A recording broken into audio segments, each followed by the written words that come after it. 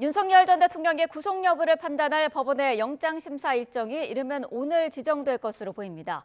윤 전 대통령은 석방 120일 만에 다시 구속의 갈림길에 서게 되는데요. 현장에 법조팀 추추기자 나가 있습니다. 권준수 기자.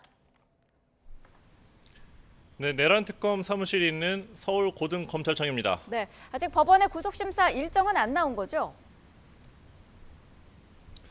네, 법원이 이르면 오늘 안에 날짜를 지정할 것으로 보입니다. 법원은 윤 전 대통령의 범행 중대성 그리고 증거를 없애거나 도망칠 우려가 있는지 등을 살펴보게 되는데요. 앞서 내란 특검은 어제 오후 5시쯤 윤 전 대통령에 대한 구속영장을 청구했습니다. 윤 전 대통령에 대한 2차 소환 조사가 이뤄진 지 하루만으로 우선 신병을 확보할 필요가 있다고 판단해 속도전에 나선 모습입니다. 영장에 담긴 혐의는 직권남용 권리행사 방해와 허위 공문서 작성 그리고 특수공무 집행방해 크게 3가지입니다. 네, 혐의를 좀 구체적으로 짚어주시죠. 네, 특검은 지난번 체포영장 청구 때보다 더 많은 혐의를 추가로 적시했는데요. 66쪽 분량의 구속영장에는 윤 전 대통령이 계엄 선포 전 국무회의 정족수를 채우기 위해 특정 국무위원만 소집하는 등 일부 국무위원의 심의 권한 행사를 방해했다고 보고 있습니다. 또 최초로 작성한 계엄 선포문의 법률적인 하자를 보완하기 위해 선포문을 나중에 다시 썼다가 폐기했다는 혐의도 있습니다.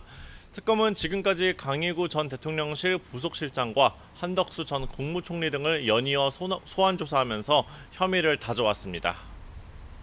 네, 이 체포영장 저지 혐의에 대해서도 특검이 관계자 등을 불러서 조사해왔죠. 네, 이번 영장엔 지난 1월 공수처의 체포영장 집행을 방해한 혐의도 포함됐는데요. 최근 특검은 박종준 전 경호처장과 김성훈 전 경호차장을 추가로 불러 보완 조사를 마쳤고요.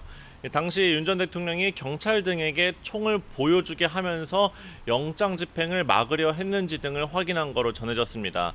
다만 특검은 윤 전 대통령이 무인기를 평양에 보내는 방식 등으로 북한의 공격을 유도했다는 외환 의혹에 대해선 이번 구속영장 범죄 사실에 포함하지 않았습니다. 특검은 윤 전 대통령 신병을 확보한 뒤 외환 수사를 본격화한다는 계획입니다. 오늘은 또 노상원 전 정보사령관의 구속신문도 있다고요.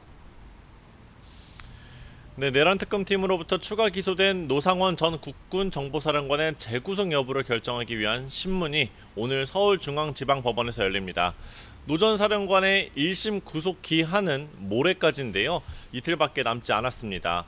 특검은 노 전 사령관이 부정선거 의혹을 수사할 요원을 선발하기 위해 민간인 신분으로 정보사의 정보를 받았다며 지난달 개인정보보호법 위반 혐의로 추가 기소했습니다.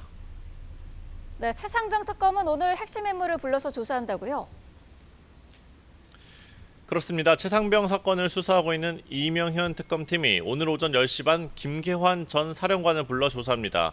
김 전 사령관은 지난해 7월 최상병 사망 경위를 조사한 박정훈 전 해병대 수사단장에게 이른바 VIP, 즉 대통령실에서 외압이 가해진 과정에 연루된 의혹을 받습니다. 특히 김 전 사령관은 박 전 수사단장에게 윤 전 대통령이 경로했다는 말을 전달한 거로 의심받고 있는데요. 이종섭 전 국방부 장관이나 대통령실로부터 어떤 지시를 받았는지 집중적으로 조사할 거로 보입니다. 지금까지 서울고검에서 YTN 권준수입니다.